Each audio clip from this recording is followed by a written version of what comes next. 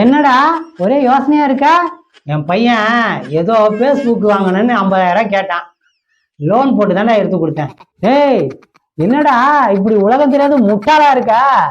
இந்த காலத்துல இப்படி ஏமாறியாடா? என்னடா இவ்வளவு கேவலப்படுத்துற? டேய் பைத்தியக்காரா, உன் பையன் உன்னை நல்லா ஏமாத்திருக்கான்டா. டேய் என்னடா சொல்ற? டேய், அந்த புத்தகத்தோட விலையே வெறும் 30,000 நேத்து தான் என் பையன் பேஸ்புக் வாங்கணும்னு கேட்டான். நான் 30,000 தான் கொடுத்தேன். என் பையன் தான்டா ரொம்ப நல்லவன், நேர்மையானவன், நீதிமான்றா. அவனை பெற்றதுக்கு நான் ரொம்ப சந்தோஷப்படுறேன். அநியாயத்துக்கு உன் பையன் 20,000 உன்னை ஏமாத்திருக்கான்டா. பட்டவா வரட்டும், நான் கேக்குறேன். இனிமே ஏதாவது செய்யறதா இருந்தா என்ன மாதிரி அனுபவசாலியை கேட்டு செய்டா. முந்திரி கொட்ட மாதிரி முந்திக்கிறா. நான் தான் கூமுட்டேன்னு நினைச்சேன்.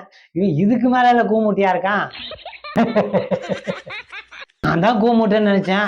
எனக்கு மேல கூமுட்டியா இருக்கான். நீ எதுக்குடா சிரிச்ச?